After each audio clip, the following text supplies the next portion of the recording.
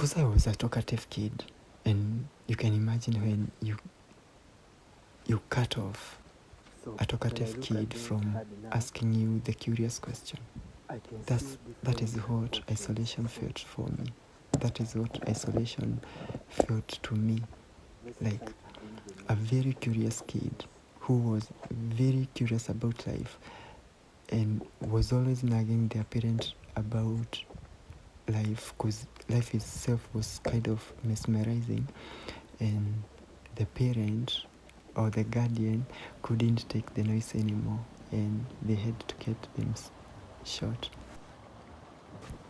I'm going to share this process as we talk about isolation. And from my personal experience, I have been isolated for around 1,000 days, and I don't know how much is too much, but when I was in the middle of the activity, when I was in the middle of the isolation, I came to interact with some information that showed or warned us or warned me that too much isolation will interfere with my social behavior. And I thought that disappearing for a while was okay. Yeah, was healthy, that like the occasion, like when you switch off your phone and everything. But this time it was somehow not an option. Like I didn't choose. It happened. It was a part of my life that I needed to be with myself and show up for only myself. And I think it came with a lot. It did come with a lot of challenges, as much as it came with a lot of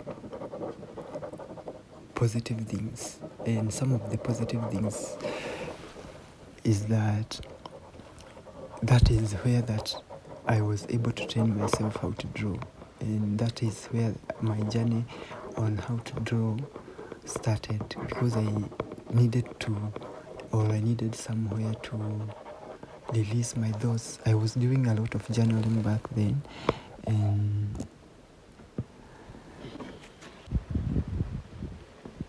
something else. I'm trying something. I don't know. I should be trying, but something else that comes with isolation is what people call semen retention, like going for a long time without interacting with people. And what that does to you, it opens you up your creativity, because you find that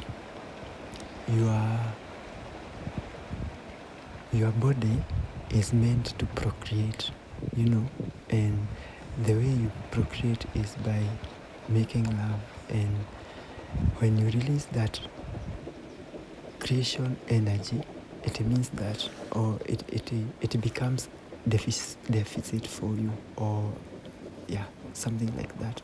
So when you go through what people call semen retention, you find that you are able to become more intuitive, more attentive, more alert. And something else that comes with isolation is that I was able to reflect on myself as an individual, whereby I could see my world as it is, like without a filter.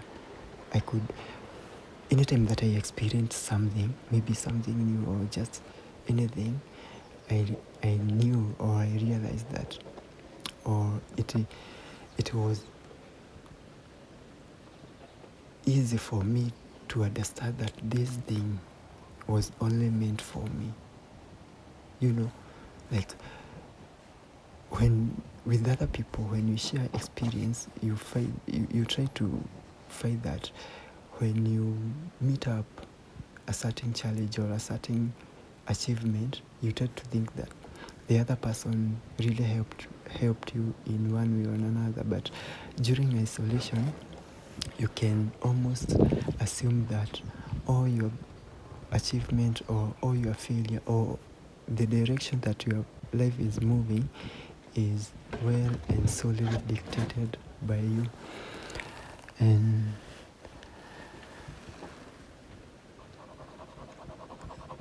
I can say that I started isolation at my prime. You know, at the time that I was hoping or thinking that I needed people the most. It was funny to even find myself to that position, because I tried to hang around the internet and to communicate to people through the internet, but that didn't supersede. And with time, I found myself losing the touch with other people. Like, I'm sure like you cannot maintain the online conversation for way too long. There is somewhere that you will need a physical touch, and without the physical touch, the online conversation is mostly likely to die. And that's what happened to me. By the beginning of my isolation journey, I had so many people. I had a community behind me, and I could interact, I could chat with people. But by the time I'm getting to the first year of my isolation, I had lost maybe 90% of the people that we were interacting with. And it dawned to me that when you need people the most, when you need like life, I think life, I can explain this easily to say that life is quite unorthodox. Like, when you need people the most is when you don't get them, and when you are getting them and you are mostly likely taking them for granted. And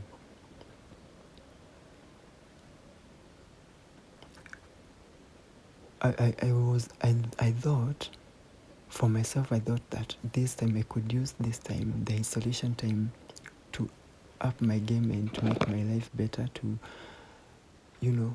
I thought this was kind of an opportunity to be better as a person, and I'm not meant to use but this came like a kind of a suffering. It felt like the world is denying you a human touch. You see, the time that you needed, you would want to have a hug, or even to talk to somebody.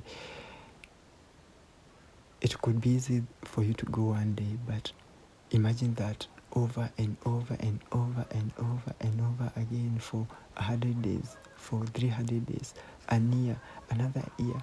And for all that time, somehow I was craving the human contact. I don't know whether you have interacted with my videos in the past, but people tend to think, or they sell kind of calmness, loneliness, meditation, isolation, because I had to create art for myself. I had to create this content for myself. I had to become my number one fan. And I think that was one of the advantages of going for that isolation. I can say that it changed me by turning my eyes inside. Isolation was kind of a lesson to me that before I ask for anyone for anything, I should first ask myself first, like I should be my first agent. And because I was too ambitious, I almost enjoyed the time I spent on the isolation. And I think the only reason that I couldn't continue is because I started struggling financially.